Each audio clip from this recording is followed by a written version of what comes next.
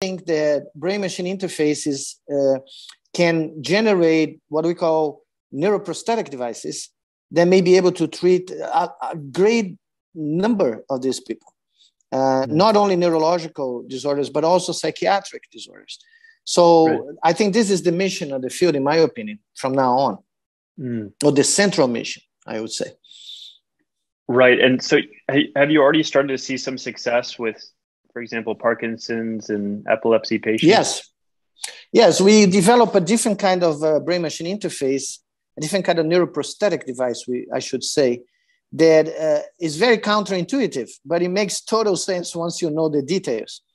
10 years ago, we discovered that if you stimulate electrically the back here of the spinal cord in a very precise region, you could improve dramatically the symptoms or the clinical signs of Parkinson's disease in animals. We did first in rats and mice, and then we did in monkeys. And suddenly, clinicians, neurosurgeons around the world start using this therapy for patients. And there are now close to 100 cases reported around the world, independently of our lab, showing that in humans it works too. The spinal cord has nothing to do with the physiopathology of Parkinson's disease. Parkinson's is a disease of the motor system, the central motor system. But what we discover is that when you look at the physiology or the pathophysiology, what is happening that is not proper in the brain of these patients is that it looks like the motor areas are being synchronized in a pathological way, looking like a seizure, epileptic seizure. So when I saw that in animal models of the disease, I told my students, you know what? Let's think about that like a heart fibrillation, like the heart is going to a fibrillation, right? What you do, you have to shock the heart to get out of it. So let's do the same thing. And let's use the spinal cord because it's a way, there are a million fibers there, nerves there that go everywhere into the brain. Let's send a high frequency electrical pulse in there and let's see what happens. And long and behold, when we did that, the seizure was disorganized. We are measuring that. We are recording the brain areas that are involved in Parkinson.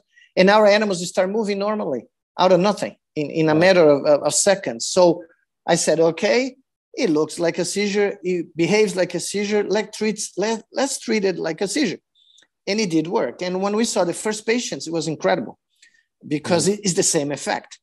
And is a very easy procedure, cheap, inexpensive, and no risk whatsoever, can be done in 45 minutes.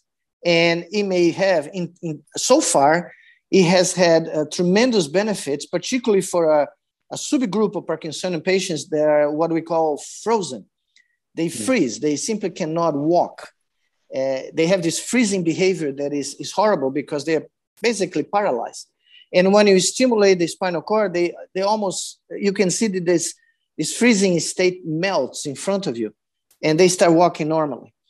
So suddenly there was a new, complete different approach to this. And some people took this idea for chronic epilepsy. We did that in animals in our lab, the same approach, stimulation of the spinal cord, and it worked for chronic epilepsy. And one group used it for depression, for chronic depression. And it got very interesting preliminary results, very good preliminary results. So I actually believe that we have found a general purpose approach to treat a variety of neurological and psychiatric disorders, all of which may have, on the basis of it, some sort of epileptic seizure activity in some part of the brain. Wow, it's fascinating. And so I think it's wonderful that these are being applied to benefit humans and treat mental disorders. I know when a lot of people think of brain-machine interfaces, they also think of this category of kind of upgrading the human mind and maybe some thoughts of